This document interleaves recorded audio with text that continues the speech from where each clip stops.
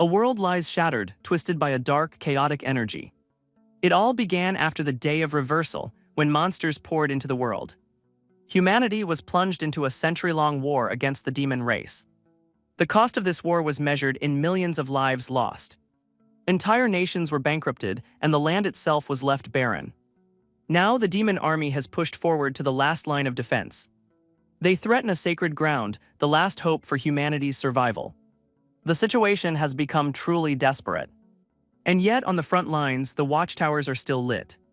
For the soldiers holding the line, life and the threat of death remains unchanged. A question hangs in the air about a being known as a transcendent. On the watchtower, a soldier named Sentry Gate is stopped by a superior.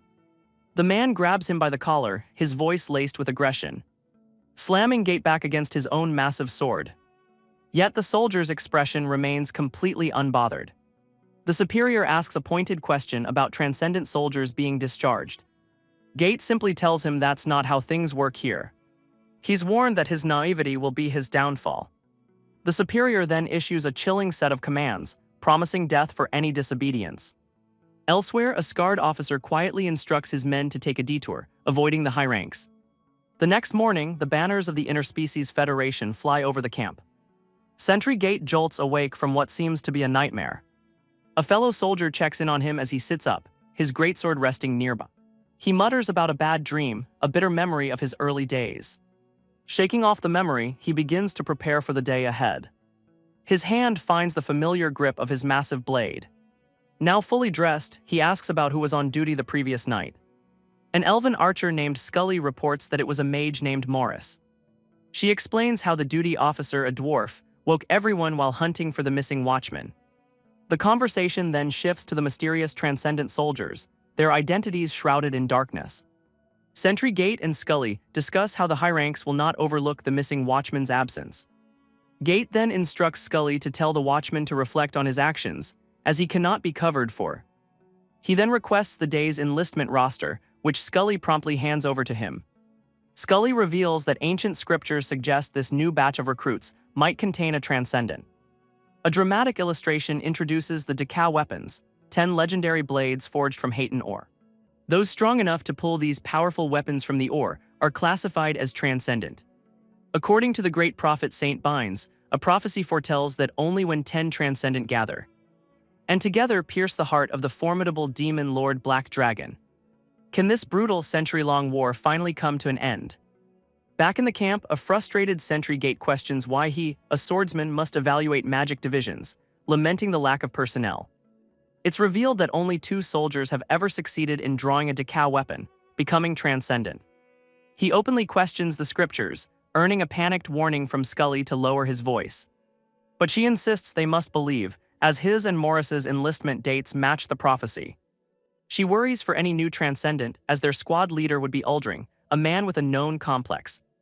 The rewards for becoming a transcendent are immense, promising everything from triple pay to a statue in their honor. She urges him to pick someone with strong mental fortitude, as another desertion could get their entire brigade scattered. But a sinister voice reminds him that he doesn't choose the transcendent, the weapon does. As they walk through the camp, Scully reminds him that if this last line of defense falls, it's game over for humanity. Their attention is suddenly drawn to a figure on a distant watchtower, a man they clearly weren't expecting to see. It's the high-rank Uldring, the very man they were just discussing, forcing them to snap to attention. This is Uldring, a high-ranking dark mage of the Federation. Gate seems unfazed, muttering that being openly disrespected is nothing new.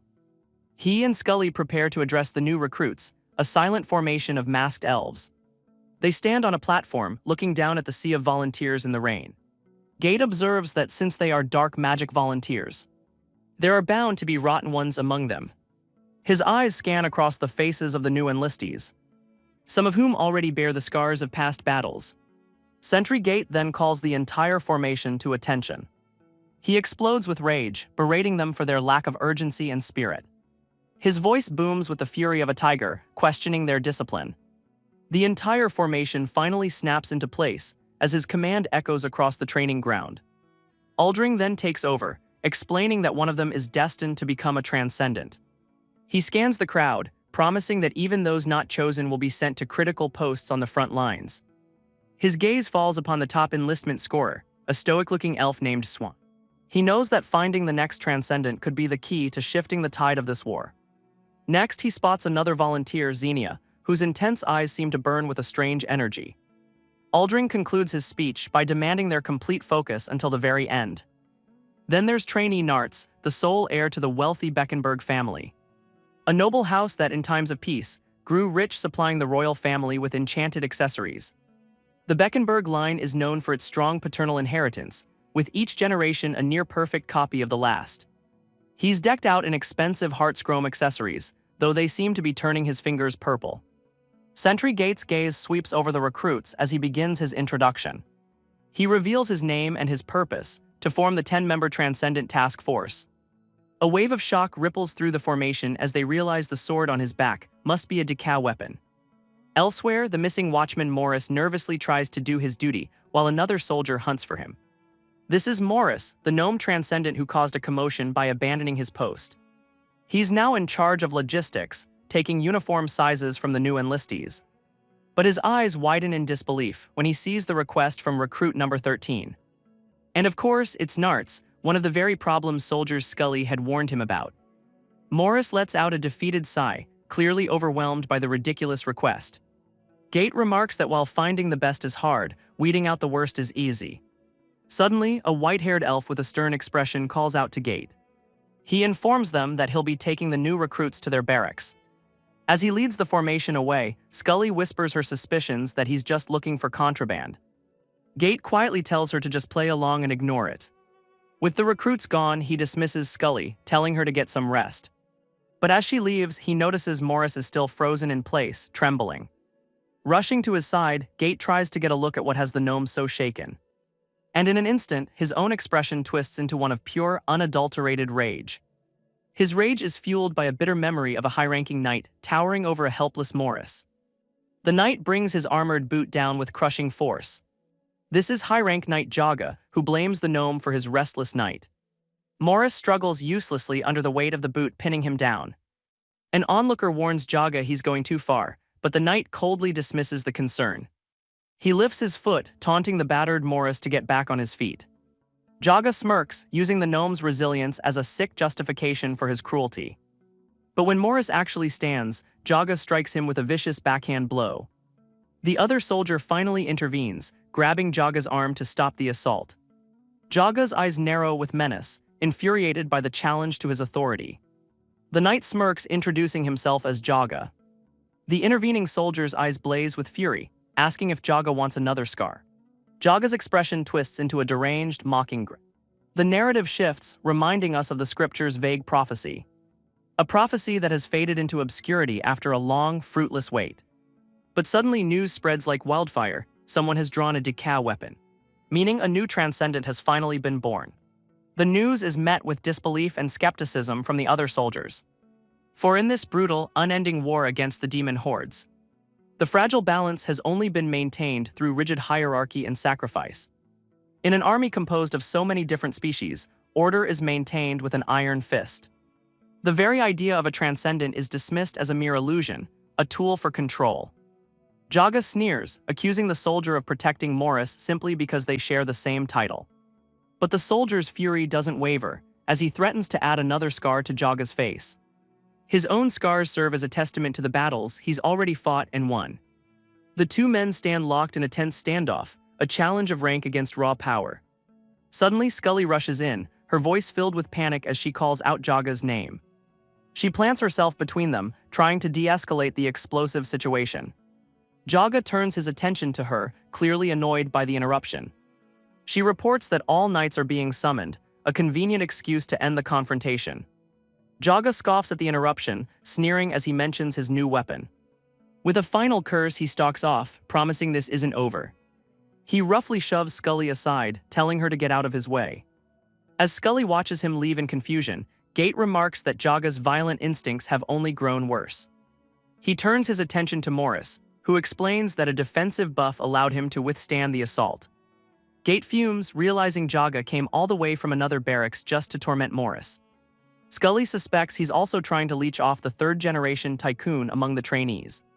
He then turns to Morris, reminding him that transcendence must be wary of those with massive inferiority complexes.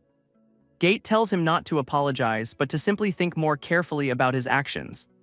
The serious moment is broken as Gate asks about his frequent trips, which Morris attributes to a species-specific issue. A page from an interspecies guide details the unique and sensitive biology of gnomes. Gate sighs in exasperation, realizing there isn't a single normal person in their entire unit. He dismisses the others, announcing he needs to check on the trainee barracks. The scene shifts to the bleak and muddy tents housing the new recruits. Inside, trainee Xenia stares forward with a disturbingly intense gaze. Her unsettling focus is fixed on another recruit sitting calmly across from her. That recruit is Swan, who silently questions why this stranger is staring at her. Xenia's frustration grows, her wide eyes betraying her inner turmoil over the unwanted attention. Swan's gaze then shifts to the white-haired officer who led them to the barracks. He smirks while holding up a bag of confiscated contraband, reminding her of a sleazy character she once met. The memory takes her back to a crowded club in the Eva district. She recalls a conversation with a friend about a messy breakup involving a dwarf. Their conversation is interrupted by a man trying to make a move. He and his friend offer to join them, flashing a sleazy grin. But Swan shuts him down, claiming they're in the middle of a serious talk. Undeterred, he promises to return in 5 minutes, much to her friend's awkwardness. Once they're gone, her friend immediately questions why she rejected them. Swan explains her distaste for their type, preferring someone more traditionally masculine. The memory fades, leaving her with a pang of nostalgia for those simpler days. Her thoughts are broken by the white-haired officer, who cheerfully announces the schedule for tomorrow. One recruit questions the need for tetanus shots in a world with healers. The officer demands they maintain discipline, and the recruits roar in affirmation.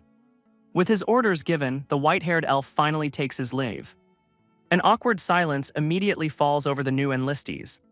Swan can't help but feel the palpable tension in the air. But one of the other recruits begins complaining about the officer's arrogant attitude. A nearby soldier quickly tells her to quiet down and sit up straight. The argument escalates immediately, with insults and challenges thrown back and forth. Swan watches in disbelief, wondering what is wrong with her fellow trainees. Just then, Sentry Gate appears at the entrance, roster in hand. The recruits immediately recognize him as the transcendent instructor. Swan swallows hard, her usual composure shaken by his presence. Gate's eyes land on trainee number 13, Nartz, as he calls him out. Another recruit glares with contempt, clearly disgusted by Nartz's attitude. Swan silently fumes, finding the spoiled noble insufferable in every way. Gate flips through the roster, puzzled by the sheer number of uniform exchange requests. Nartz steps forward with a smug grin, proudly claiming responsibility. He launches into a bizarre explanation about family fortunes and color palettes. But Gate cuts through the nonsense with a single sharp command to just wear it. He then orders the pampered recruit to get back in line with the others. Gate calmly asks Nartz why he hasn't returned to his place. The noble recruit glares back, his expression twisting with defiance. He then erupts in a bizarre fit of rage, accusing Gate of trying to manipulate him. Sentry Gate's patience finally runs out, his face darkening with cold fury. The entire barracks falls silent as the confrontation reaches its breaking point. The other trainees can only stare in disbelief at the sheer audacity of their comrade. Swan grits her teeth in frustration, utterly fed up with the spoiled noble's behavior. But Gate sees an opportunity, and with a single command, he orders everyone to the floor. In an instant, the entire formation is forced into a grueling push-up position. He issues a final chilling warning. This is their only free pass for insubordination. The recruits roar their compliance, accepting the grueling punishment for their comrades' insolence. One of the trainees struggles to hold the position, his face contorted with effort. Sweat pours down his face as his muscles scream in protest under the strain. The next day, the recruits are ordered into a tight formation for medical processing. Scully administers the tetanus shots, much to the confusion of the trainees. Even a young soldier questions Gate about the shot, having just received one himself. Gate uses the example of an elf healer from the mess squad to make his point. He recounts how she was struck by a goblin's nail-studded club during a past battle. He explains that the number of soldiers lost to tetanus is shockingly close to those killed in combat. Gate concludes his grim lesson by stating that not even the great Archmage Vilcross could conquer the disease. Sentry Gate looks on with a knowing, almost satisfied expression. But the relative quiet is shattered by a commotion from the training grounds. Scully rushes over, her face a mask of panic as she calls out his name. She frantically reports that trainee number 13 is nowhere to be found. The news hits Gate like a physical blow, his expression hardening instantly. And he knows exactly who number 13 is, that insufferable noble Nartz. He demands to know who is responsible for the escort, and Scully reveals it was high-rank Jaga. She recalls Jaga's dismissive attitude, brushing off concerns with a cold threat.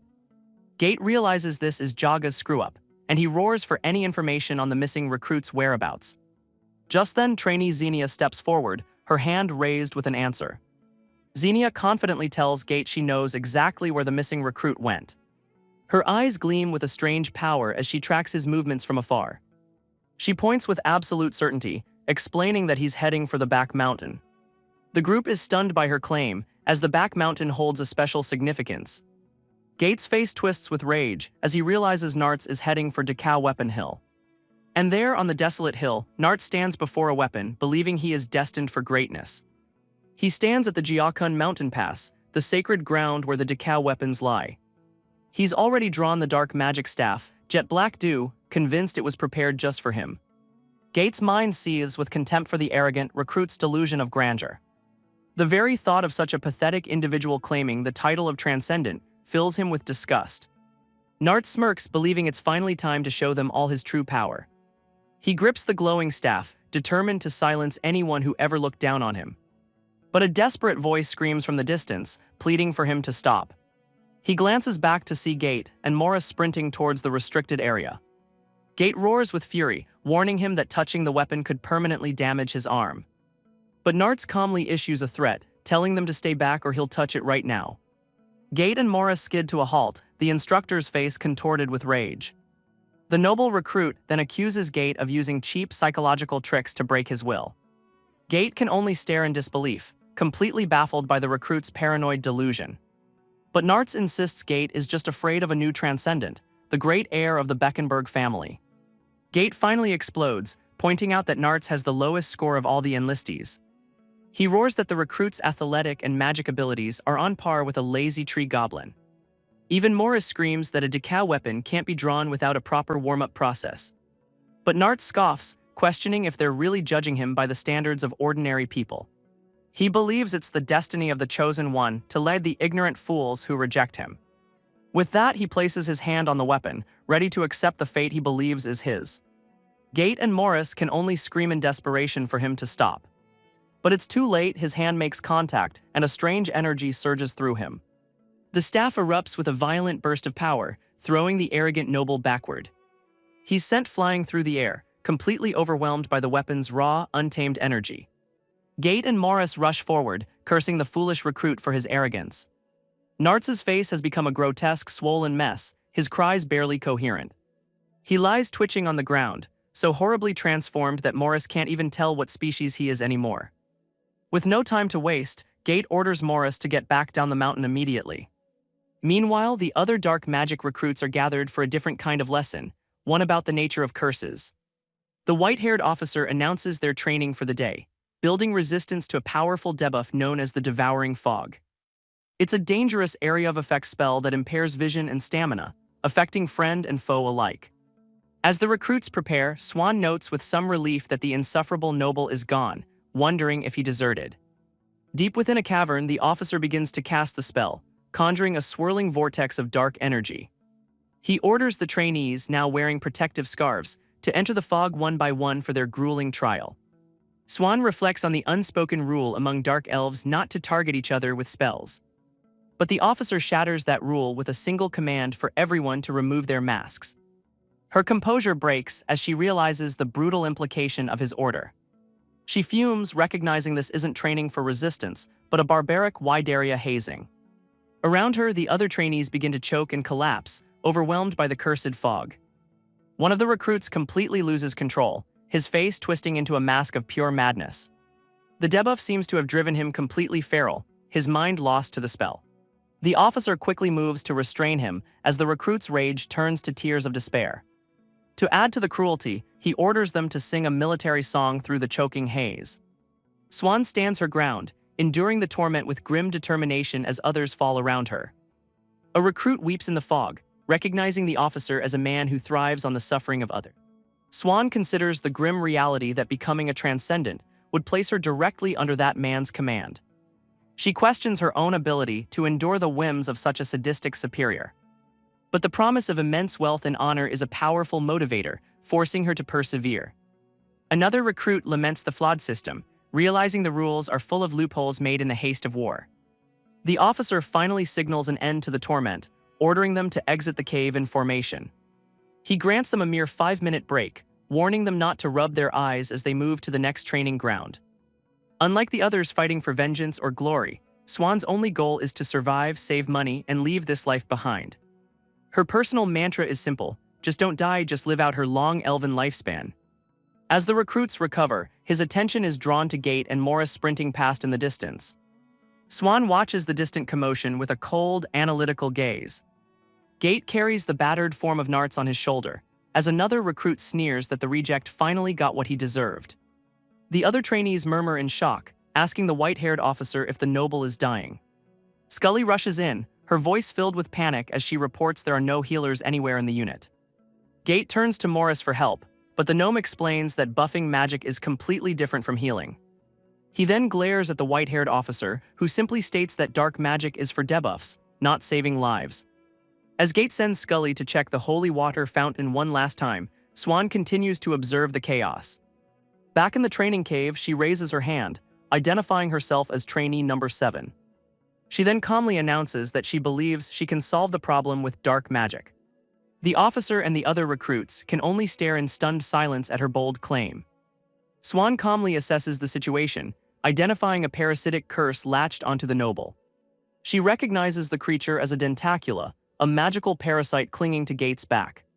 She theorizes that since it's a creature, it can be weakened with another dark magic debuff. The white-haired officer immediately dismisses her idea as nonsense, telling her to wait for the healers. But Gate, desperate for any solution, yells that they'll try anything at this point.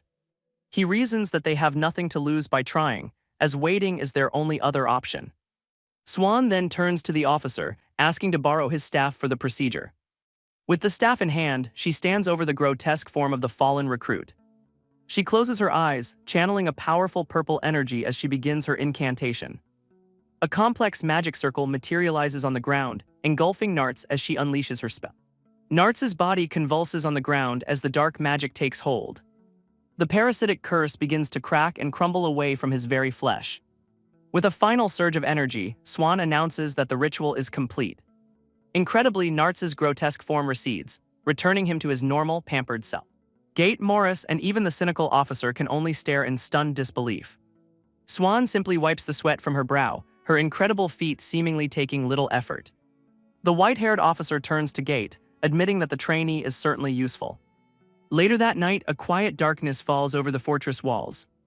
But somewhere in the shadows, a monstrous being observes visions of the day's events. Its gaze is fixed intently on the image of Swan, marking her as a person of interest. Under the cloak of darkness, a lone carriage approaches the fortress walls. Gate looks on with a grimace as Scully notes that the military police have already arrived. She asks about the noble's fate, and Gate explains it's now out of their hands. Scully can't help but wonder how the spoiled recruit could have been so utterly delusional. Their conversation is cut short as Morris rushes in, calling out Gate's name. He frantically reports that Gate is being summoned to the officer's room, and that he must go as well. Gate seems just as confused, questioning why they've both been called at the same time. The two of them make their way towards the brightly lit officer's tent. Inside, Gate and a nervous Morris stand side by side, awaiting their orders. They find themselves before a council of high-ranking officers, the air thick with an unspoken tension. The officer begins his assessment, claiming the two transcendents were chosen before they were truly ready. He suggests that this inherent immaturity led to a crisis of confidence, and that their reckless handling of the decal weapon situation was a desperate attempt to secure their own positions. Gate can't believe what he's hearing, demanding to know what the officer is implying. The man turns away, feigning responsibility and calling it his own fault for their immaturity. Another officer chimes in, agreeing that they all share in this supposed failure. But his words carry a threat, promising severe disciplinary action for both soldiers. Sentry Gate can only seethe in silent fury at the blatant injustice. Morris, however, panics, trying to deny any fault in the matter. But he's immediately silenced by a booming voice from a giant of an officer, who demands he hold his tongue. A new officer steps forward, her gaze fixed on the two soldiers. This is Rebecca, a Harpian Company commander, and she expresses her deep disappointment in them. She lectures them like children, telling them to simply admit their mistakes and reflect on their actions.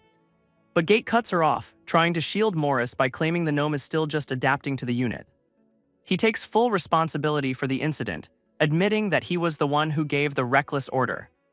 Rebecca praises Gate's honesty, turning her scorn back on Morris for not admitting his own fault. But another officer from the military police interjects, stating that given the severity of the situation, an apology won't be enough.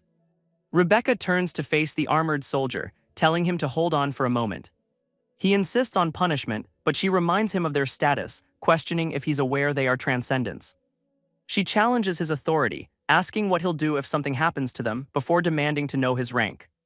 Rebecca suddenly changes her tone, telling the military police officer that the higher-ups want this whole mess kept quiet.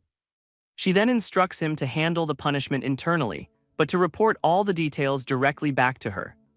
As the other officers leave, one remarks that the situation was resolved without major issue, all thanks to Commander Rebecca. But her expression twists with fury, having clearly overheard the officer's casual remark. She coldly orders the man to see her separately later, leaving him to stammer out a nervous agreement. Two other soldiers approach Gate and Morris, a smug grin on one's face as he tells them their luck. He hands them their official punishment, 7 days of running 10 laps around the parade ground in full gear. Morris looks utterly devastated by the absurd sentence, but Gate simply tells him this is common and to adapt. The scene shifts to the rainy training grounds, where the white-haired officer oversees the handover of magic devices. He then barks orders for them to quick march through the mud, beginning their next grueling trial. The recruits are put through a magic firing drill, unleashing coordinated blasts of energy. 5 weeks fly by, and Swan finds herself settling into the monotonous routine of military life. She's adapted to the atmosphere, but the sheer boredom is starting to get to her. The other recruits have become familiar faces, with only top scorers like her and Xenia getting special interviews. But there's one thing she still can't stand: the very existence of that pathetic noble Narts. She bitterly regrets saving him, realizing her act of goodwill has only brought her more grief. Just then, an armored officer arrives to post the mid-evaluation results. As the trainees crowd around the list, Swan's eyes widen in utter disbelief. Because somehow the useless noble Narts is ranked third, right below her and Xenia. An officer checks in on Narts, who seems annoyed by the unwanted attention. The man fawns over the noble's armor, admitting it's a bit heavy and impractical. Swan watches from a distance, realizing this man is the reason for Narts' impossible score. She wonders in horror if he's trying to push the useless recruit into becoming a transcendent. The scene shifts to the bleak, fog-shrouded barracks of the regular soldiers. Inside, Gate fumes over the scorecard as Morris explains the obvious corruption. Gate questions why scores even matter after Narts' failure with the decal weapon. Elsewhere, Morris worries about the sadistic white-haired officer joining their unit. He asks if Gate is angry, but Scully coldly remarks that you can't be disappointed by humans if you expect nothing from them. The very thought of Jaga's blatant corruption leaves Morris feeling utterly disgusted. Meanwhile, the corrupt Knight Jaga makes a ridiculous demand for premium holy water. He then barks for the person on water duty, a task that has fallen to Swan and Xenia. The two top recruits are forced to haul a massive water jar, complaining about the menial labor. Xenia shows a rare moment of concern for Swan, who is clearly exhausted from the effort. Taking a break in a hallway, their attention is drawn to a series of portraits on the wall. Swan can't help but mock one of the portraits, calling the dark elf general incredibly ugly. But Xenia's expression suddenly shifts, her usual intensity replaced with a quiet seriousness. She then reveals that the man in the portrait is none other than her own father. Swan immediately tries to backtrack, stammering out awkward compliments about his excellent skull. When asked why she enlisted, Xenia simply states that it's her duty as a soldier's child. Swan processes this new information, wondering why her unit is filled with so many high-profile recruits. Xenia then changes the subject, admitting she can't figure out what the noble is thinking. Her mind then wanders to a bizarrely specific problem about communal mugs. The awkward silence is broken as they get back to work. Xenia asks about Swan's plans, and she confirms she'll try for the decal weapon extraction. Xenia reveals she has a similar plan, with her father's unit as a backup. But she explains that Nartz was called in first, much to Swan's disgust. Meanwhile, Nartz stands before a council of high-ranking officers. An officer questions his request, warning him that his decision is permanent. The request is so strange that the officer wonders if the noble is just messing with them. Nartz confirms that after much deliberation, his mind is made up. Jaga can only smirk, knowing that no matter the choice, he stands to benefit from the noble's placement. But Nartz announces his intention to remain with the Central Brigade and apply for the position of a knight, a ridiculous fantasy playing out in his head. The entire council of officers is left completely speechless by the absurd request. And no one is more shocked than the corrupt knight, Jaga. His face twists in disbelief, unable to process what he's just heard. But the lead officer calls it an excellent choice, much to Jaga's horror. He even praises the noble's courage for choosing a path that defies his innate aptitude. Elsewhere, a young soldier turns to Gate, completely baffled by the turn of events. The young soldier looks on, completely lost by the recent events. But Gate simply smirks, a plan already forming in his mind. He explains that Nartz will be sent to Barracks 3, leaving the young soldier even more confused. He simply tells the kid to watch and see how it all plays out. Gate knows that the corrupt knight Jaga has been taking bribes from Nartz's family. He figures Jaga bragged so much about his grade recruit that he's now trapped by his own lies. He understands that Nartz is desperate for attention, and with his dream of being a transcendent shattered, he'll naturally gravitate towards the only person who ever validated his delusions.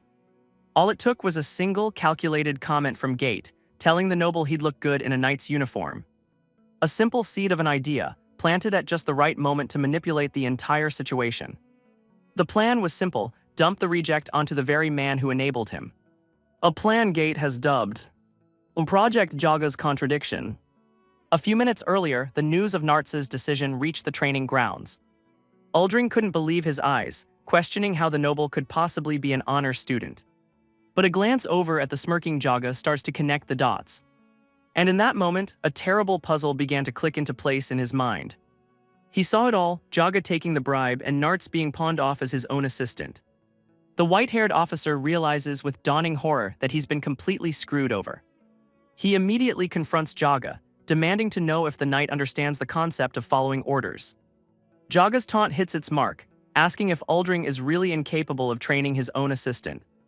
The scene flashes back to Nartz's bold declaration to remain with the Central Brigade and apply for the knight position, lost in a glorious delusion of grandeur. The decision had left the corrupt knight Jaga utterly speechless. But Uldring the Dark Mage found the entire situation absolutely hilarious. The other officers saw it as an unconventional but welcome precedent, approving it on the spot.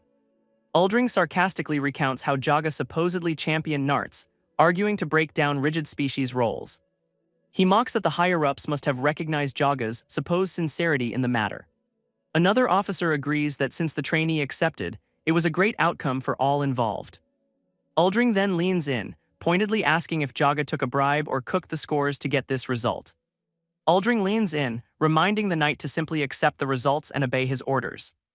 Jaga seethes with fury at Uldring's taunts, but in front of the other officers he can't say a single word. He has no idea that the true architect of his humiliation was Sentry Gate. But Gate knows this isn't over, as there's still one more move left to play. The young soldier watches on, realizing that the real devil in this unit might just be Gate himself. Elsewhere, a small creature lets out a sharp cry in the dead of night. It then darts away, following a command to take the lead. A massive formation of soldiers marches through the forest, closing their ranks on command. One of the soldiers spots a strange, spiky object floating nearby. He quickly snatches it up as a souvenir, much to the annoyance of his comrade. The final trial begins, a grueling full-pack march through the dead of night. One of the instructors barks encouragement, telling them to shut their minds off and just keep moving. Swan grits her teeth, forcing her exhausted body forward with the simple mantra that this is the end of training. Their voices join in a weary marching song, a final push towards the front lines. And as the fortress walls come into view, they know their ordeal is finally over. With the 6th week officially marked as complete, their basic training has come to an end. And now, the moment they've all been waiting for has finally arrived. The third decal weapon extraction ceremony begins, with the recruits standing in formation. The young soldier asks Morris about the count, learning this is only the third attempt since Gate, but one of over 100 failures. An officer explains that according to the scriptures, the 10th successful extraction will be the one that ends it all. Commander Rebecca addresses the trainees, telling them their long ordeal was to uphold a noble tradition. And now, the final extraction ceremony for the Dark Mage trainees is about to begin. An officer barks the command to step forward when called, revealing there are only 2 candidates. The 2 top scorers, Xenia and Swan, are called to the front. They stand before the sacred hill, channeling their energy in preparation for the trial. Rebecca announces that Xenia, the second-ranked trainee, will make the first attempt. Xenia turns to Swan, her voice filled with fierce determination, declaring that she will be the one to succeed. Her eyes are fixed on the legendary staff, a weapon that cannot be drawn by ordinary means. But in the face of her overwhelming physical power, she believes legends mean nothing. Even Scully is stunned, realizing Xenia's muscle mass is on par with an ogre's as she prepares to brute force the extraction. Swan can only guess that such incredible strength must run in the family. Xenia attempts to literally deadlift the decal weapon from the sacred ground. She strains with all her might, her face contorting with the sheer effort. But despite her overwhelming power, the legendary staff refuses to budge. Defeated, she asks for a shovel before being ordered to step down. With the second-ranked trainee's failure, it is now Swan's turn. The other recruits watch in silence as the top of their class approaches the weapon. Commander Rebecca makes a grand declaration, stating that the scripture will choose the worthy. Swan stands before the glowing staff, her expression calm and focused. She takes a firm grip, preparing to make her own attempt at destiny. The young soldier can only watch with bated breath. But Swan steals her resolve, determined to be the one to succeed. Her hands tremble with effort as she pulls with all her might. But to her shock, the legendary staff refuses to move an inch. The other recruits murmur in disbelief, wondering if the prophecy was wrong. Her confidence shatters, leaving her to wonder if she made a terrible miscalculation. Her mind flashes back to another time her cold demeanor pushed others away. She considers the simple comfort of giving up, of just letting go. But a jolt of panic hits her as she realizes her hand won't let go. In that instant, a violent surge of dark energy erupts from the weapon, engulfing her completely. Swan's eyes widen in panic as the dark energy consumes her. The other recruits can only stare, wondering why she's just standing there motionless. But Gates' expression shifts, realizing that the trainee has just met the ancient lord of Jiakun Ridge. The entity judges her, finding her spirit disappointingly dim. It declares that unlike the weapon's previous wielder, she has no ambition at all. It mocks her for wasting her power and intellect on cheap romance novels. It calls out her empty weekends spent in clubs and her long life wasted on hangovers. She screams in protest, questioning why it's digging up her embarrassing past. But the entity declares that this is exactly why it will grant her the weapon, Jet Black Dew. The entity declares her far preferable to the previous, less worthy candidates. It explains that while the weapon is corrupting, her simple ambitions make her trustworthy. And with that, the entity officially grants her the legendary staff, Jet Black Dew. But Swan's mind is stuck on one crucial detail, insisting her favorite book isn't just some cheap novel. She roars with righteous fury, declaring that it is high literature. Back in the real world, everyone can only stare in stunned silence. Swan snaps out of her trance, completely bewildered by what just happened. The other recruits are frozen in place, their minds unable to process the scene. She stands there holding the fully extracted decal weapon, the irony of the situation becoming clear. For it was her modest character and lack of grand ambition that allowed her to succeed, officially becoming the newest transcendent. But the appearance of the first female transcendent did not sit well with everyone. Some soldiers grumble that if she gets triple the pay, she should be ready for triple the curses. Yet one of the other trainees seems completely smitten, declaring that he'll gladly accept her success. But in an instant, his eyes snap open in the darkness. His face contorts with a sudden, chilling realization. He turns his gaze to the distant mountain, sensing a new presence. A deeply ominous aura washes over him, a feeling of pure dread. From the peak of the mountain, a dark power begins to stir. It is the presence of a monstrous, demonic entity, and the endless hordes that serve under its command. The trainee completion ceremony is underway, marking the end of one chapter. Swan reflects on her journey, a bittersweet mix of satisfaction and the emptiness of what's to come. Her thoughts are shattered by a stone-faced soldier who appears right beside her. He explains that he held back some grim news on the day of her extraction. He reveals that he saw a horde of demons gathering on a nearby peak. He then hands her a strange, spiky object, instructing her to deliver it to Sentry Gate. He admits he doesn't know what it is, but that it's undoubtedly a bad omen. Confused by the strange device, Swan reluctantly agrees to pass it along. The soldier's stoic demeanor suddenly breaks as he throws his arms wide. He then pulls her into a crushing hug, thanking her for their time together in training. She awkwardly accepts his promise to stay in touch, still holding the strange object. Elsewhere, the two recruits who once fought are now locked in a tearful embrace. As the trainees are carted away, Swan watches the noisy farewells from a distance. But she knows the grim truth: most of them will never see each other again. Scully remarks to Gate how much times have changed since their own enlistment. The young soldier cheerfully adds that he was lucky enough to get leave. Gate can only sigh at the kid's complete lack of awareness for the situation. Later, Swan examines the new insignia on her uniform's armband. She tries on the stiff, unfamiliar clothing, a perfect fit for her new role. Holding her decal weapon, she accepts her fate, bound to the staff until the very end. Now in her new uniform, Swan is led by the gnome transcendent, Morris. He hands her a thick leather-bound notebook, a guide to her new life. It contains every rule and regulation, a manual for survival in the unit. Morris warns her that as a transcendent, she's under a microscope, and some seniors are stricter than others. He leaves her with two final commands: memorize everything and never let her weapon out of her sight. But Swan is unfazed, confidently declaring that memorization is her specialty. She immediately gets to work, absorbing the information with intense focus. Elsewhere, Sentry Gate begins his own grueling training regimen. He practices a powerful technique, the stone-cleaving slash, a move designed to shatter rock itself. But from a distance, Swan watches with a critical eye, wondering if such a brutish technique has any place in a real battle. Her intense study session is interrupted as she suddenly remembers the strange, spiky object. Elsewhere, the sadistic officer Uldring lets out a sinister laugh while reading his own manual. He strolls through the camp, cheerfully planning to dump all of his duties onto the new recruit.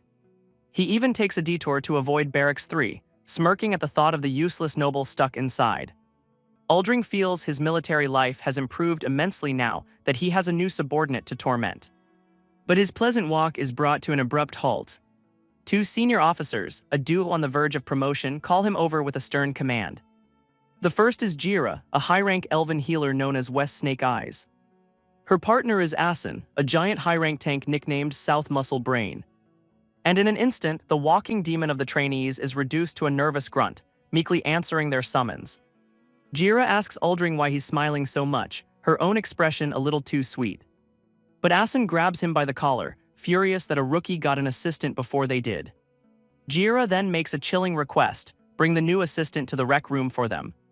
Uldring fumes, realizing they're only acting this way because the real officers are on leave, and Swan is still supposed to be protected. But his muttering is overheard, and Jira's friendly mask immediately drops. Asin explodes with rage, accusing Uldring of insubordination and striking him down. Beaten into submission, Uldring quickly agrees to their demands, cursing their primitive methods. He walks away defeated, his brief moment of happiness completely shattered. Inside her barracks, Swan sits with perfect military posture, unaware of the trouble brewing. Uldring enters and calls her out, impressed by her immediate and disciplined response. He casually asks if she partakes in a certain vice, but she simply states she'll do it if ordered. Uldring immediately shuts that down, telling her to never do something so foolish. Swan quietly accepts his command, her expression unreadable. He then informs her that the seniors have summoned her, explaining the rigid hierarchy of the unit. Uldring warns her that while he can protect her from most things, he's powerless against the female seniors. His only advice is to endure whatever comes next, and she stoically agrees.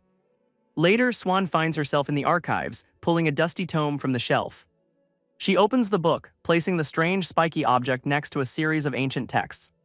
The pages identify the object as a Wurgle eye, the husk of a demon's eye from a fallen region. She then reports to Gate, explaining how the object was found, but his face twists with a sudden, terrible realization. He explains that the only region to ever survive a Wurgle attack was one where a strike team managed to hit the demons preemptively, before the eye turned completely purple. But if the eye has already turned this color, it means the demon has finished scouting and is ready to invade. A chilling realization dawns on him: they are completely screwed. The young soldier asks what's wrong, but Gate just barks in order to prepare for combat and find the duty officer. But the kid explains that the officer is missing, likely having snuck off to nap in the senior quarters. With a curse, Gate storms off, leaving the confused soldier in his wake. He realizes with dawning horror that there's no duty officer, and all the top seniors are on leave. His search leads him to the only two high ranks left, Jira and Asin. Jira turns to him with a deceptively sweet smile, asking if he recognizes her. Swan stands before them, her posture rigid with tension. Her mind races back to the manual, recalling the entry on this notorious duo.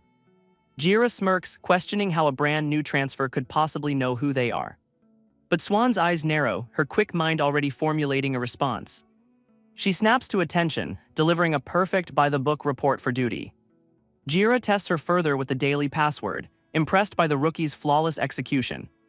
From the doorway, Gate watches the scene unfold with a sharp, calculating gaze.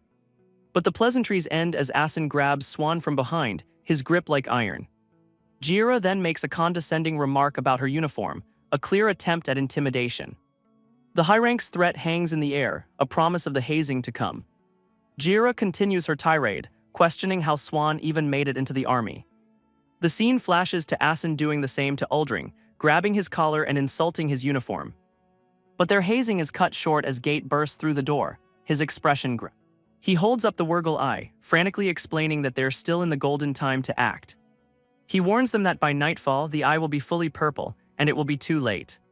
But Asin responds with a brutal punch, furious at the interruption. Jira, however, stops him, her curiosity piqued by the urgency in Gate's voice. Gate's face darkens as he explains the dire consequences of their inaction. But instead of concern, the two high ranks share a chilling, dismissive smirk. They clearly don't believe a word of his desperate warning. Jira mockingly asks him to speak up, pretending she can't hear his frantic warning. Uldring sneers from the doorway, sarcastically noting how Gate has changed since his promotion. But his words are cut short as Asin sends him flying with a brutal kick. The giant then dismisses him like trash, ordering him to go clean the barracks. Gate crashes to the ground, the setting sun a grim reminder of the time they're wasting. He realizes that from the officers to the seniors, every last one of them is a complete psycho, utterly incapable of seeing the danger. He grips the Wurgle eye, his teeth clenched in fury, knowing there's no time left. Elsewhere, a lone watchtower stands against the night sky, the guards bored and complacent. Two soldiers pass the time with old stories, completely oblivious to the impending doom. One of the guards asks his partner for a scary story to break the monotony. The other soldier's face suddenly twists in terror, pointing just over his friend's shoulder.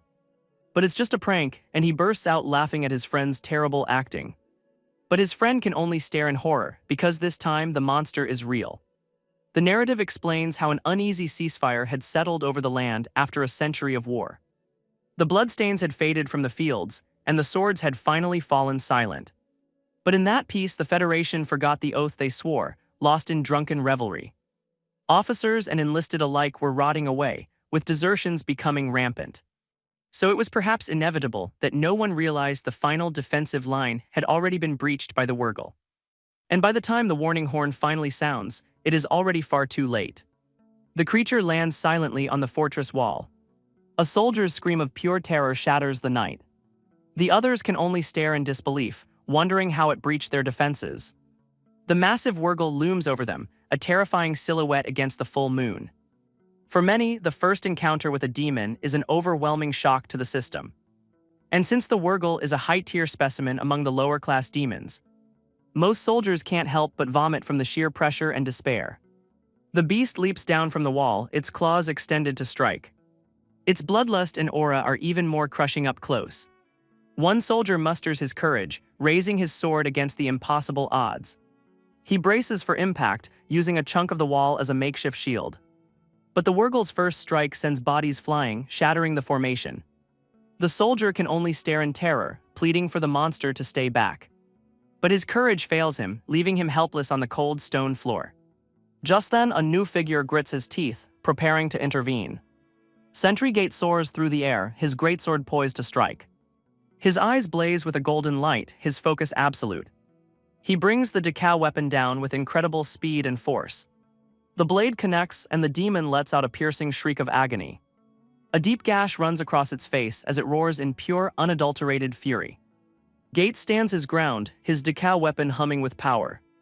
He grits his teeth, the reality of the situation finally sinking in. For the first time in ages, a real demon stands before them on the fortress grounds. On the wall above, Swan can only stare in disbelief at the monstrous sight. But Scully and the other archers are already in position, ready to provide support. The Wurgle is surrounded, but the soldiers are scattered and terrified. The young soldier is frozen in place, his face a mask of pure terror.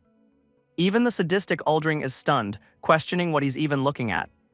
Swan struggles to stand, the demon's oppressive aura overwhelming her senses. She glances over at Aldring, noticing that even he is trembling with fear. Gate realizes that with no other officers present, it's up to him to take charge.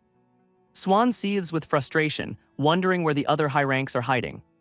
She barks an order at a coughing soldier, telling him to remember his training and put on his scarf. The Wurgle stands its ground, the gash on its face only fueling its rage. Gate's expression darkens as he mutters a single, ominous word. The reason a fully molted Wurgle is classified as critically dangerous isn't just its aggression. It's because of a toxic mucus called swamp that it secretes from its body. Once this substance solidifies, it instantly transforms the area into demon territory. Aldring finally snaps into action, ordering another mage to begin casting a spell. He screams at his subordinate to snap out of their fear and focus on the task at hand. And just then, a lone knight steps forward, believing it's his time to shine. He makes a grand entrance on his terrified, trembling steed. But Scully screams at him to get out of the way, furious that he's blocking her shot. His heroic charge is cut short as the Wurgle swats him aside like a fly. Amid the chaos, Swan can only stand there, utterly disappointed in herself. She watches the fallen knight, realizing that even that fool had the courage to charge. But she's shaking too much to move, questioning what kind of transcendent she really is. The battlefield is a mess of fear and confusion, with only a few soldiers holding their ground. But Gate knows the key. If they kill the Wurgle before its mucus hardens, the swamp will disappear. He smirks with grim determination, because for this beast there's already a strategy in place. He knows that a recently molted Wurgle has soft keratin, a key vulnerability. Its joint membranes are especially weak, offering a clear path to victory. He zeroes in on the one spot he knows he can pierce, the membrane around its neck. With a roar, he lunges forward, determined to end this with a single powerful strike. But the creature instinctively raises its armored limb, blocking the fatal blow. Gate's eyes widen in shock, his perfect strategy completely foiled. He's forced onto the defensive, parrying a brutal counterattack from the enraged beast. The sheer force of the blow sends him skidding back across the stone. He realizes this isn't intelligence, but a primal instinct for survival. A bitter memory surfaces of a deserter, Officer Bouts, whose arrogance was a sign of the army's decay. Gate holds his ground, his Decal weapon ready for the next assault. But suddenly a dark magic spell erupts, binding the creature's arm in thorny vines. Aldring scoffs at the beast, calling it nothing more than oversized trash. The other soldiers turn to him in a panic, desperately asking for orders. Even Scully screams for him to issue a command, to give them a plan. It's in that moment that Aldring realizes he's the highest-ranking officer present, the one in command. His composure shatters as he screams for Morris to cast buffs, and for everyone else to just open fire. Morris immediately complies, casting a wide area buff to protect the scattered soldiers. Scully and the archers let loose a volley of arrows, a rapid-fire assault on the beast. The arrows rain down, peppering the demon's tough hide as it struggles against the spell. Aldring unleashes a powerful incantation, his staff glowing with dark energy. The spell, the Throne of Eternal Sleep, ensnares the Wurgle in magical bindings. The creature thrashes wildly, straining against the dark magic holding it in place. But Morris realizes with dawning horror that the spell is already starting to weaken. Aldring screams at Gate to make his move while the beast is still restrained. But Gate holds his ground, waiting for the perfect moment to strike. Aldring's panic grows as he warns that the creature is about to break free. And with a surge of raw power, the Wurgle begins to shatter its magical prison. Its eyes burn with pure, unrestrained fury. The beast lets out a triumphant roar, completely free from the binding spell. But Gate's eyes blaze with focus, realizing this is his only chance to strike. He lunges forward, swinging his Decal weapon with everything he has. His face is a mask of pure determination, promising to end this right here. The other soldiers can only watch in stunned silence at his sudden charge. The blade connects, sinking deep into the creature's vulnerable neck membrane. And in a single, brutal strike, he severs the monster's head from its body. Gate lands hard, his body still coiled with the force of the final blow. Scully and the other archers stare in disbelief at the sudden victory. Even Swan and the other mages are left completely speechless by the display. The Wurgle's massive body finally collapses, its reign of terror brought to an abrupt end. The battle is won by the mid-rank swordsman, Transcendent Gate. The infiltrating demon, the Wurgle, has been successfully eliminated. On the fortress walls, the survivors can only stare up in stunned relief. But their victory is short-lived, as a new presence stirs on a distant mountain. A single, malevolent eye snaps open in the darkness. A massive horned demon rises, its power shaking the very ground. Its body is a writhing mass of countless smaller, monstrous creatures. This is Groton, the white-bodied demon, and it has finally arrived. The narrative explains that the Wurgle's mucus creates a substance called swamp. This substance solidifies into a base of operations for lower-class demons, a foothold in their world. A lone messenger speeds towards the Federal Command and Control HQ. Inside, Commander Rebecca looks up from her work, her expression unreadable. She questions the direct line, realizing it's the same message from the day before. Elsewhere, a scarred man had penned that very message, a grim look on his face. But as Rebecca finally reads its contents, her eyes widen in pure shock. She immediately sprints towards the officer's conference room. Bursting through the doors, she tries to warn them of the emergency situation. Her horror is reflected in the scrying orb, which shows a monstrous, demonic face. But the council of high-ranking officers is already gathered, welcoming her to the meeting. She can only report the grim news of an irregular signal coming from the orb. An officer explains that the Crystal Tower has been silent since the ceasefire, leading them to believe it was simply broken. But the letter proves someone predicted the demon infiltration a full day in advance. Another officer scoffs, questioning the demon bestiary they're referencing, dismissing it as a book of delusions. But the orb's afterimage confirms the attack and proves the Transcendents were right all along. The scarred officer insists that with the border destroyed and the swamp spreading, there's no time left to waste. Yet another officer argues for caution, worried they're needlessly provoking the demons during a ceasefire. The scarred man explodes with rage, roaring that demons aren't people to be provoked, but vermin to be exterminated. He can't believe they're talking about caution now that the enemy is already inside their walls. A new officer interjects, noting that the Groton bloodlands are right next to the enlistment unit. He points to a map, explaining it's the farthest region from the demon's core territory, led by a mere hive-mind host. He suggests a special ops mission, sending only the 3 Transcendents to handle the infiltration. The scarred officer then turns his gaze to Commander Rebecca. He asks for her opinion on the matter, putting her on the spot. Back at the fortress, Gate knows he can't trust the high ranks, deciding to skip the chain of command. The toxic swamp left by the Wurgle begins to bubble and spread across the stone. It pools into a dark, corrupting substance, transforming the very ground it touches. Gate realizes the only way a Wurgle could move so freely is if another had already laid the groundwork. He knows it's only a matter of time before the regular demon hordes begin to pour through. Their only hope is to infiltrate the bloodlands and destroy the white-bodied host. The scarred officer insists the ancient bestiary was right all along, and they must heed its warnings. A panicked Morris turns to Gate, asking what their next move is. Gate's answer is simple and grim: they march. He looks out at the distant threat, knowing the ceasefire is officially over. The time for waiting has passed, now they must advance. Ancient texts echo the grim reality of their situation: kill or be killed. Elsewhere, a disheveled Uldring complains about the chaos of the previous night. He can't understand why the demons suddenly went berserk after staying quiet for so long. He stands over the fallen form of Asin, telling someone to drag the high rank to the infirmary. Meanwhile, Jira and another soldier casually dismiss the attack as just some kids getting hyped up over a single demon. Uldring can only look on in disgust, finding the entire situation utterly depressing. A high-ranking officer explodes with fury, questioning why the reporting system is completely broken. He orders everyone involved to clean up the mess, his voice dripping with contempt. But Uldring stands on the fortress wall, a question hanging in the rainy air. He can't shake a strange sense of unease, a feeling that something is deeply wrong. Meanwhile, an official report is being written, a complete fabrication of the night's events. The officer taking credit relaxes, glad that Commander Rebecca isn't around to see the truth. Gate can only stare in disbelief, questioning if this is really happening. Swan looks on with cold disappointment, asking why they would do such a thing.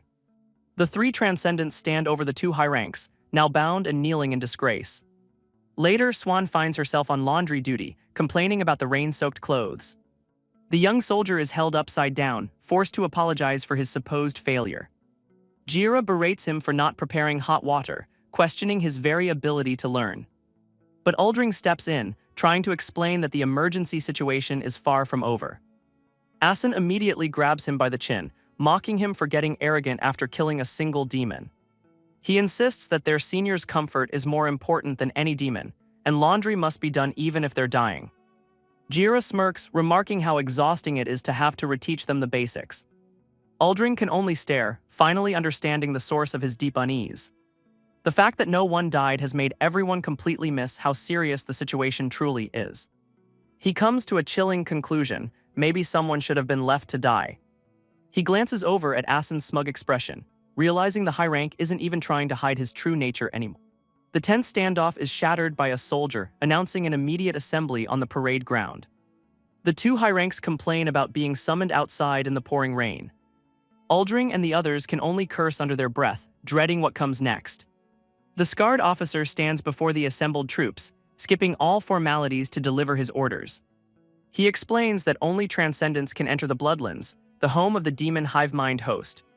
Their decal weapons possess a unique power that allows them to breathe in the toxic swamp zones. He declares that the three transcendents will act as an advance team, just as they did against the Wurgle. Their mission is to eliminate the host and signal the main force to begin the final purification. But Gate immediately points out the flaw, stating that with no support, the order is a death sentence. The scarred officer explodes with rage, roaring at Gate for daring to question a direct order. Swan watches as Gate ignores the pressure, unafraid to call out a flawed order. He insists that there is no time to waste, and they must issue an advance for all forces. But the officer dismisses his concerns with a hollow speech about spirit, claiming he has faith in them. He then orders the three transcendents to prepare, as they will be sent in alone at first light. With a final dismissive command, the assembly is brought to a close. The narrative warns that fully evolved Wurgles are set to cross the final defensive line today. In a situation where every single second is absolutely critical, Gate's eyes burn with a fierce, unwavering resolve. A single feather drifts down through the rain, landing softly on his chest. He watches it float away, his decision now crystal clear. But just then, a winged figure lands between them, her presence cutting through the rain. She looks down at the scarred officer, her expression one of pure, unadulterated contempt.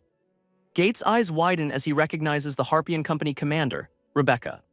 Behind her, her entire unit descends from the sky, a silent and imposing force. The scarred officer can only stammer in disbelief, questioning how she returned so quickly. She holds up a document, coldly asking if this is the report he submitted. He tries to explain himself, his voice filled with a desperate panic. But Rebecca's clawed hand clamps over his mouth, silencing him instantly. A single, vicious blow sends the high-ranking officer stumbling backward. She crushes the fabricated report in her fist, accusing him of writing a damn novel. She reminds him that the transmission tower isn't just for decoration. With a direct line to HQ, there was never any need for his fabricated reports. Because without a single word, it's obvious to everyone who was actually fighting and who was just coasting by. The truth is written not on his falsified report, but on the faces of the soldiers. With her authority established, she calls the entire formation to attention. She announces that she's returned with an emergency order, and this is not a drill. From this very moment, a new command is being issued. Every single soldier in the enlistment unit is to prepare for full combat. Because today they officially march to war. The narrative explains that all demons are linked through a shared consciousness. The lower-class entities are mere puppets, unable to act without orders from the main brain. Ancient history and the demon bestiary have proven this time and again. The ceasefire is over. The scarred officer's earlier warning echoes, stating that the ceasefire was always temporary. And if they miss this critical moment, the opportunity to strike back will be lost forever. And so, under the cover of the relentless rain, the march to war begins. Rebecca knows that support from other units is unlikely, as every border is now a flashpoint. Swan realizes the flawed leave system, born from a false peace, is about to cost them dearly. The reality of the situation begins to sink in for the soldiers, their faces etched with fear. Suddenly, one of the soldiers begins to choke, overwhelmed by an unseen force in the air. Rebecca realizes with horror that the swamp has already breached their territory. A soldier barks an order for everyone to cover their faces with scarves. The troops trudge through the disgusting, corrupted ground. Their boots sink into the bubbling, toxic mire left by the demons. Suddenly, a monstrous creature erupts from the swamp, lunging at a soldier. Its jaws clamp down, a brutal and sudden ambush from the corrupted earth. A soldier screams a warning as more of the creatures, known as Giz, begin to swarm them. Rebecca roars a command for the infantry to immediately form a defensive line. The soldiers raise their glowing shields, creating a wall of magical energy against the horde. But one soldier can only watch in terror as a Giz claws relentlessly at his shield. But Rebecca is already in motion, diving down to meet the threat head-on. She unleashes a vicious slash, severing the creature's snout with a single blow. She roars a command, revealing the creature's critical weakness. The other soldiers immediately follow her lead, targeting the monster's weak points. The demon bestiary confirms the strategy, as the disoriented creatures spin helplessly in place. But their relief is short-lived as two massive Wurgles leap over the defensive line. A soldier realizes with horror that this was a coordinated ambush. Rebecca's face hardens, realizing they're running out of time as she orders her strike team to engage.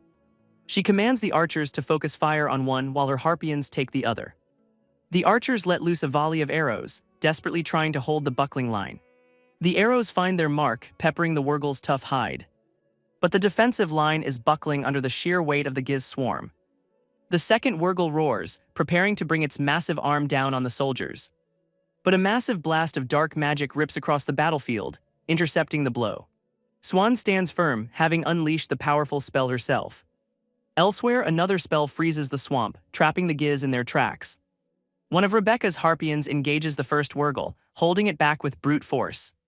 Rebecca roars her orders, telling Swan to handle the Giz with the devouring fog. Swan is momentarily stunned, realizing the plan now falls to her. But she quickly regains her focus, beginning a powerful incantation to expand her spell. She can't believe the original plan was to send just the three of them into this chaos.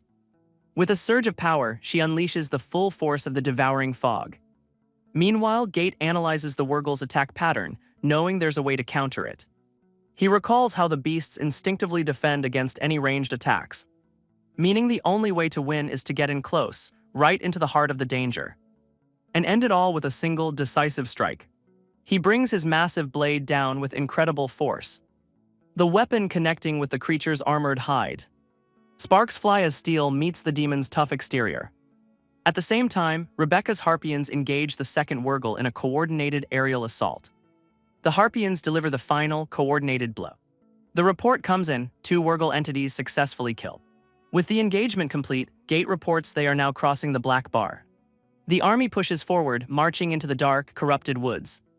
But Swan's mind is blank, feeling as though she did nothing at all. A harpian announces that beyond this point is officially demon territory. As the order is given to advance on the Bloodlands, she remains lost in thought. Amid the chaos, one of the elven healers seems annoyed by the mess. She complains about flying shrapnel, worried it might scar someone's face. But a harpian soldier snaps at her, demanding she heal the actual fighters first. The masked tank stands her ground, a demon looming just behind her. She unleashes a powerful blow, her fist cutting through the rain. But she can only click her tongue in frustration. She berates the infantry for letting the enemy get so close, reminding them of their orders. From above, Commander Rebecca assesses the situation, noting the squad's composition is solid. But she knows the swamp's debuffs and mana drain are weakening everyone's stats. She realizes that even in this fringe region, the demon's power is immense, and victory will ultimately depend on the 3 transcendents. Just then, a scout spots their objective, calling out that the Bloodlands are in sight. But another soldier screams a warning as a new horde of demons masses behind them. Rebecca immediately roars a command for the Light Mages to cast a defensive spell. The Light Mages unleash a powerful spell, a glowing orb of pure energy. It's an area defense buff, the Sanctuary of the World Tree. creating a massive barrier of magical roots to block the demon horde. The creatures claw and snarl, trapped by the glowing vines. Rebecca turns to Gate, her expression grim as she calls his name. She warns him that this sanctuary won't hold for long, and he knows it. She roars a command for all mages to pour their remaining mana into the Transcendence, while the others hold the line. Gate, Swan, and Morris stand ready, confirming they're prepared to go. With a final command from their commander, the three Transcendents move in. They step into the oppressive darkness of the Bloodlands, their weapons the only light in the gloom. His decal weapon activates a special function, the Breath of Jiakun. Its defensive power creates a protective aura around the three of them. His blade now serves as a torch, and he tells them to follow his lead. Swan nervously agrees, her usual composure shaken by the oppressive atmosphere. Morris can barely contain his terror, the pressure of the Bloodlands overwhelming him. But Gate knows that in the end, this battle is something he will have to finish with his own strength alone. He swallows his fear and despair, leading his two junior Transcendents into the darkness. But the silence is unnerving as they wonder where all the demons have gone. Gate explains that this is the host's chamber, a sacred ground where nothing can enter without permission. Gate takes a step forward, knowing that most demon hosts are found completely unguarded, a single entity at the heart of the hive. And there it is, the white-bodied host, Groton, waiting for them in the darkness. But that also means the three of them are completely on their own. Gate grits his teeth, the sheer pressure of the creature weighing down on them. Morris tries to rationalize his fear, telling himself it's just a little bigger than a Wurgle. But the demon's muscles suddenly begin to swell and contort, its body expanding with a terrifying surge of raw power. The creature now towers over them, its immense form blocking out the light. Morris can only scream as he realizes the beast has just doubled in size. Its massive claw comes crashing down, shattering the very ground beneath it. Morris screams out Gate's name as the three of them brace for the impact. The blow lands with the force of a meteor, sending a shockwave through the chamber. But Gate stands his ground, absorbing the full force of the attack. His body strains under the immense, crushing pressure of the demon's strike. He grits his teeth, his decal weapon the only thing holding back certain death. The white-bodied host seems almost surprised that its attack was blocked. The sheer pressure of the demon's aura is too much for Swan to handle. Even Morris is frozen in terror, his own weapon feeling useless in his hands. But Gate knows he can't falter now, telling himself that if he loses focus, everyone dies. The white-bodied host flexes with raw, untamed power. It leaps into the air, preparing to bring its full weight down on them. The pressure is too much for Swan and Morris, who collapse in sickness. Swan's mind flashes back to her regrets, hating this life she never wanted. Their bodies have given in to primal, instinctual fear. Gate roars at them to snap out of it, to fight back against the terror. But the demon's fist comes crashing down with unstoppable force. The ground shatters under the sheer power of the blow. And in a split second, Gate grabs them both, leaping clear of the impact. Gate seethes, wondering how he's supposed to fight this monster with his two paralyzed comrades. He remembers the scarred officer's original, suicidal order to simply kill the host and signal for backup. The sheer incompetence of the High Command fills him with a burning rage. But he forces those thoughts down, knowing he must focus on one thing and one thing only: killing this beast. He tells himself it's just a stronger Wurgle, that the attack patterns should be familiar. He knows he has to be the one to do it, to carry this entire burden himself. His strategy is simple: don't back down but ride the momentum of the attack. And aim for the creature's single, critical weak point. The white-bodied host unleashes another devastating strike, its eyes glowing with malice. But Gate's own gaze is just as intense, ready to meet the challenge head-on. The force of the blow sends Gate flying backward. He crashes hard into the jagged rocks, his body battered and broken. He realizes with dawning horror that even with perfect execution, his blade couldn't pierce the creature's hide. Staring at his fallen sword, he wonders how they could possibly defeat such a monster. But he forces himself up, using the decal weapon as a crutch to stand. Just then, a new voice cuts through the silence, offering a different approach. A blonde-haired man with a chilling smirk holds the decal weapon, remarking on the impressive artwork. Gate's eyes widen in disbelief as he recognizes the man, Officer Bouts, the supposed deserter. And in that instant, the entire story he'd been told begins to unravel. Because if Bouts is here, then his disappearance wasn't a desertion after all. The memory of that day comes rushing back, a brutal strike that shattered everything. Because in truth, to a host demon that has known only slaughter, the so-called Transcendent Squad with no real combat experience was nothing more than a toy to pass the time. The beast had toyed with them, its power absolute. It unleashed a devastating whirlwind of an attack, sending both Gate and Officer Bouts flying through the... They were left broken on the ground, completely defeated. And now, as Gate struggles to his feet, the demon remembers its old toy. It charges forward, ready to finish the game it started so long ago. The white-bodied host barrels forward with unstoppable momentum. But Swan forces herself to her feet, her resolve hardening. She channels her dark magic, unleashing a powerful binding spell. The throne of eternal sleep erupts, ensnaring the beast in magical chains. But just like any other combat art, magic requires absolute focus. Swan struggles to maintain the spell, her body trembling from the strain. And any spell that is cast while gripped by fear will inevitably begin to falter under the pressure. With a surge of raw power, the demon shatters its magical prison. The resulting shockwave sends both her and Morris flying backward. Bouts realizes with dawning horror that this thing is not an opponent they can possibly beat. The white-bodied host lunges forward, ready to crush them completely. But Gate meets the attack head-on, his decal weapon a blur of motion. He swung with the intent to kill, but its hide is so tough he can barely deflect the blow. His blade finds a purchase, but it does nothing to slow the creature's momentum. The demon brings its fist down again with overwhelming force. The impact sends Gate flying, crashing into the jagged rocks of the chamber. He knows the power gap is just too vast, and to cut its neck, he would have to strike the weakest point of the Groton with the strongest point of his weapon, stone caliber. He knows everything would have to line up perfectly for even the slightest chance of victory. But right now, they are broken and completely outmatched. Bouts' voice cuts through his thoughts, asking if he's just going to die here. He turns to Swan and Morris, telling them that if they can't provide support, they all die. And if they fail, the troops holding the line outside will be wiped out too. He tells them to forget everything else and focus on one thing: how to beat this monster. He commands them to obsess over it, to let it consume their every thought. His words are harsh, questioning what's the big deal if they die trying. And as his words sink in, Swan's expression hardens into one of pure, cold resolve. Her eyes gleam with a new focus, her fear replaced by a chilling determination. Swan realizes the only spell capable of binding such a powerful it's the Earth Summon Karastra, a dark magic spell she knows. But she remembers its limitation. The binding weakens the farther it is from the ground. This means she'd need to unleash a high-density cast when the demon's head is low.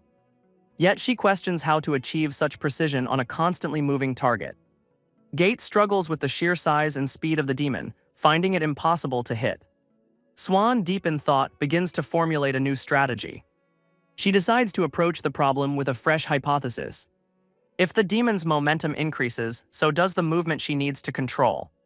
Swan then asks Morris if he can buff just one of the demon's legs, despite his low mana. A bloodied Swan desperately screams for Morris to hurry, emphasizing their dire lack of options. The white-bodied host Groton is shown mid-attack, its massive form radiating raw power. Morris, looking pained but determined, begins to cast a spell with his glowing staff. He focuses intensely, unleashing a powerful strength enhancement buff. The buff immediately takes effect, glowing blue energy surging through the demon's leg. Swan, now wielding her staff, prepares to strike as Morris continues his spell. The demon's buffed leg glows, forcing it into an awkward, unbalanced position. The white-bodied host's face contorts in pain and confusion, its eyes wide with surprise. The massive demon crashes to the ground, its buffed leg unable to support its immense weight. Swan, now glowing with purple energy, prepares to unleash a powerful dark magic spell. Swan unleashes the full power of her necromancy dark magic, the terrifying Kalasutra. The powerful spell binds the white-bodied host, its massive form struggling against the dark purple energy. Gate, his face grim and bloodied, sees his chance to finally strike the immobilized demon. Our mid-rank transcendent Gate endures the immense pressure, knowing this is their only opportunity. Swan looks on, perhaps surprised by the sheer power of her own spell or the demon's resistance. Gate raises his massive decal weapon high above his head, preparing a devastating blow. Swan, observing from a distance, questions if such a brutish technique as the stone-cleaving slash is truly effective in real combat. Gate's bloodied face shows intense focus as he prepares to execute his first stance. His eyes burn with fierce determination, ready to deliver a decisive strike. With a powerful roar, Gate brings his greatsword down, aiming to cleave through the demon's defenses. Morris, straining with all his might, channels his remaining mana into a powerful reinforcement spell. Blue energy surges through his arm as he unleashes a potent strength buff. Gate's bloodied face twists with renewed determination, acknowledging the surge of power. He stands in a classic greatsword form, his weapon glowing with the combined energy of his allies. The blade of his Decal weapon pulses with an intense, destructive light. Gate's eyes burn with fierce resolve, recognizing the true strength of his transcendent comrades. His bloodied face is etched with focus as he prepares his basic first-style attack. The strain is evident, but his will remains unbroken as power courses through him. With a mighty roar, Gate brings his greatsword down in a devastating stone-cleaving slash. He leaps through the air, delivering the final blow as the ground beneath shatters from the impact. Gate's bloodied face shows the immense strain of battle, his eyes wide with a mix of exhaustion and disbelief. Swan, equally battered, stares in stunned silence, realizing they have truly accomplished the impossible. Morris, overwhelmed with emotion, can barely comprehend that they actually defeated the formidable Groton. Gate stands amidst the aftermath, his body scarred but his spirit unbroken by the brutal fight. From the fallen demon, a strange, fleshy organ drops to the ground with a soft thud. Gate's eyes narrow, his gaze fixed intently on the peculiar object. With a small dagger, he carefully cuts into the demon's fallen organ. This grotesque piece is identified as a Groton lip, a special organ found only on high-class white-body hosts. Swan and Morris instinctively sense a primal urge, realizing they must consume the demon's flesh. Without hesitation, Gate bites into the Groton lip, a grim determination etched on his face. Gate swallows the grotesque demon organ, his bloodied face showing the immense effort. The unique wavelength of this special part of the demon causes Gate to mistake its smell for taste, his eyes glowing with a primal urge. This strange phenomenon triggers a deep, instinctual compulsion within him.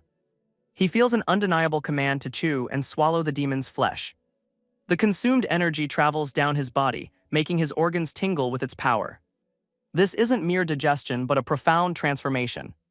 It's a complete fusion, as Gate grips his Decal weapon with renewed strength. He unleashes a powerful swing, his greatsword now radiating immense, dark energy. Swan and Morris stare in awe, witnessing the incredible surge of power from their leader. Gate stands tall, his body radiating a newfound, overwhelming power. The highly active proteins that were absorbed from the demon's flesh have boosted his strength to the absolute limit his body can withstand. In other words, Gate's combat power has just tripled, a secret not found in any bestiary. It's a truth known only to the Transcendents who have survived the Bloodlands. He turns to his comrades, telling them to listen closely. He explains that the subconscious wavelength they all felt was a shared experience between them. The battles ahead will be even more brutal, but the rewards are determined by the demon parts they consume. This knowledge, he declares, will be a secret kept only within their squad. It is their new rule for survival, and he asks if they understand his meaning. Swan and Morris roar their understanding, their faces streaked with blood and resolve. But Swan realizes that Gate's way of thinking is unlike any human she's ever known. For Gate already understood that the battles he would face from now on weren't just against the demons on the front lines. The ugliest part of any war is always the petty politics played by cowards behind desks. He saw right through the cowardice of the high command, knowing they would try to steal their achievements. He knew the names of those who bled on the field would be quietly erased from the records, a truth he could already feel. But a new, monstrous threat suddenly lunges from the shadows.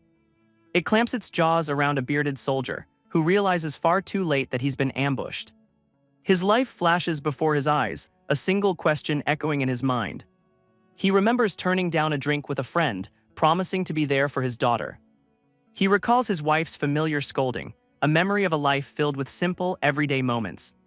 It was a world filled with too much grief, a life he fought so hard to protect. But in an instant, that life is ripped away from him. The other soldiers can only watch in horror as their comrade is tossed aside. But just as quickly, a report comes in that the demons are disappearing. The horde is vanishing right before their very eyes.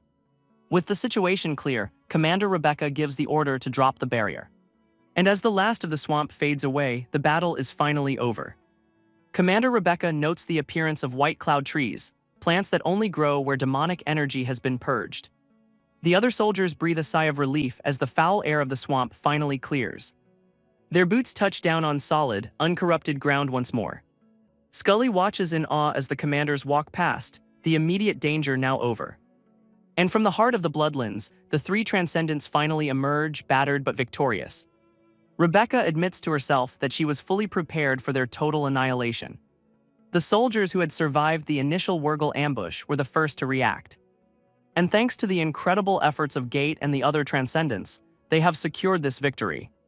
The three of them walk away from the battlefield, their long shadows a testament to the battle they just won.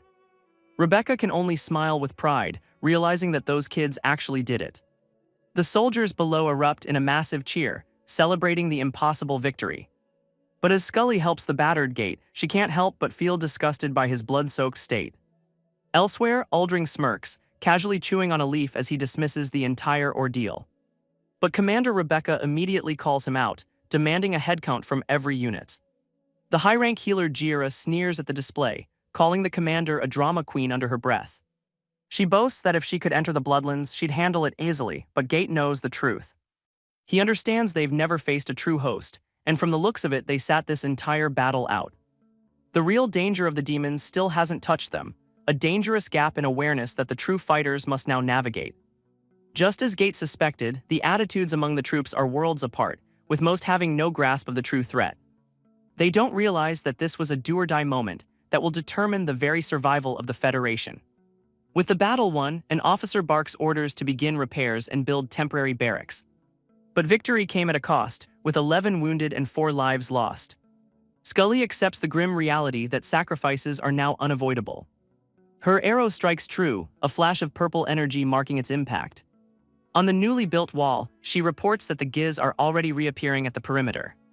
They understand that taking the Bloodlands wasn't the end, but the start of a long advance. Just then, a one-eyed veteran calls for Asin, interrupting the construction. He explains they need to move materials to reinforce the lines, but Asin complains about his old knees. But the veteran and his identical twin effortlessly lift the massive blocks, telling him to get to work. The one-eyed soldier watches his brother carry the load, a quiet strength in his gaze. The one-eyed veteran can only stare in utter disbelief.